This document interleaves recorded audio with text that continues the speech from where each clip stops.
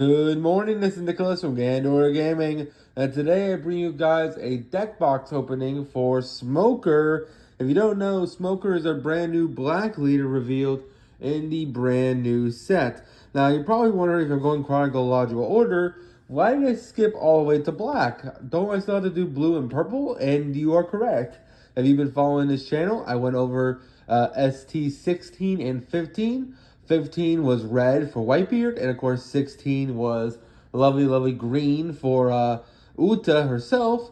And I have skipped blue as 17 and 18 as purple. Now you're probably wondering, why would I do that? The reason why is because one, the blue I think is the strongest of the structure decks. I want to say that for last. And two, for purple, I actually don't own that structure deck yet. I have red, yellow, green, not purple, black and yellow, but I don't actually own the purple one. So since I'm leaving blue for last, I don't have purple yet. So we're just going straight to black, then yellow, then blue, because I probably will do blue, and then I guess purple last because I just don't have purple. That one's really overpriced right now just because it's the main character on the artwork, which is really upsetting because I actually think it's the worst of the structure decks. In my personal opinion, I think the reprints are just completely ass in that set.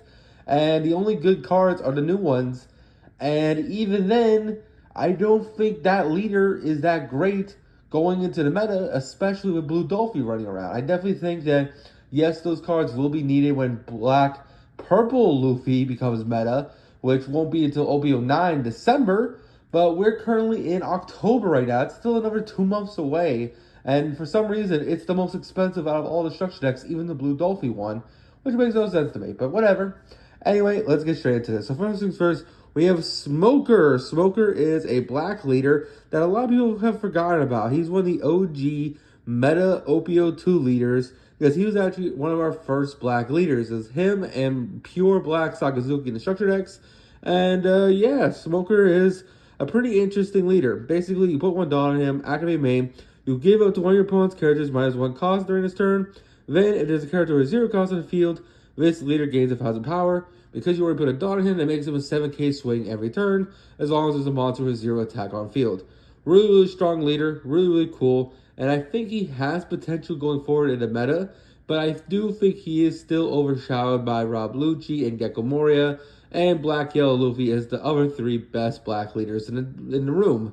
But I do think he's the 4th, so I guess he gets 4th place. What's below than bronze? I'm not really sure. You can tell me in the comments. But yeah, Smoker is a pretty decent leader now. He has some really good cards. Let's go over them. First things first, this new custom card is absolutely insane. This is the brand new Tashigi. This is a 5/6 cost.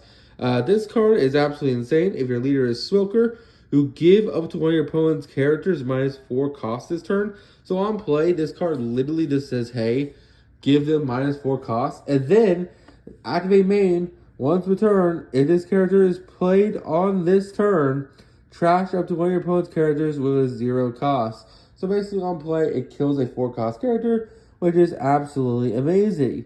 This card's really strong and really disgusting, and it's a really great 5 cost. Plus has a 5 counter, so it's just absolutely phenomenal. So this card will be a must-have 4-of going forward in Smoker decks, and just really good.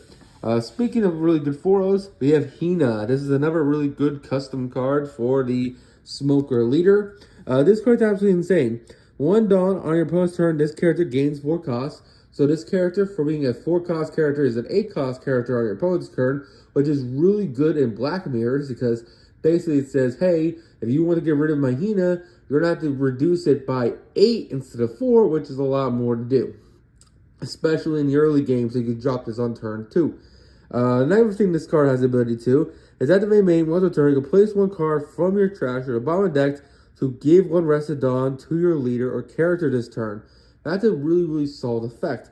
Basically, it allows you to recycle your trash in order to give the Rested Dawn that you need to put onto your leader, which is really strong.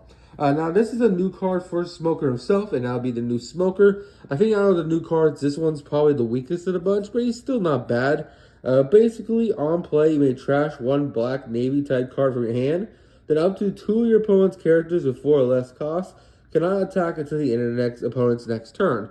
Now, I do think this card does see play just because of its implications going into our lovely, lovely OP08 meta in the form of Blue Dolphamingo. That deck spams fours out the wazoo, and the fact that this card basically stun locks two of them is really, really strong and very promising. So I think this card might be a sleeper pick for black decks going forward, just to deal with decks that just spam out level fours willy-nilly like Blue Dolphy.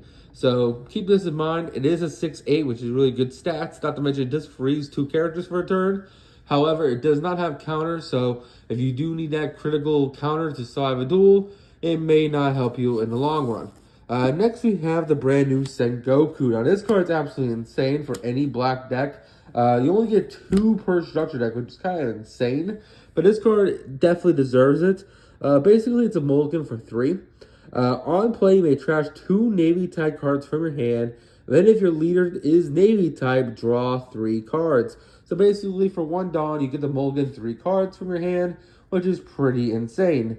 Really, really strong card. And it is also not really like mulliganing them, because the mulligan implies you're putting them back in the deck. No, this card's literally saying trash 3, draw 3, which is really, really strong because black's whole gimmick is graveyard manipulation, which this allows you to do. Now, your leader does need to be Navy type, so you cannot play this in a deck that really wants to play it, like Gecko Moria. So do keep that in mind. The final new card we got is our lovely, lovely Monkey D. Garb. This card's really, really cool. It's a blocker that has the effect that while this card's in the trash, you may place 1 card from your trash to the bottom of the deck. Oh, wait, my apologies. Not when he's in trash. Once per turn, activate main. Basically, he recycles one of your trash in order to give one of your opponent's characters -1 Dawn this turn. It's a really solid blocker. I do think he's a little high on cost, but he is still pretty solid.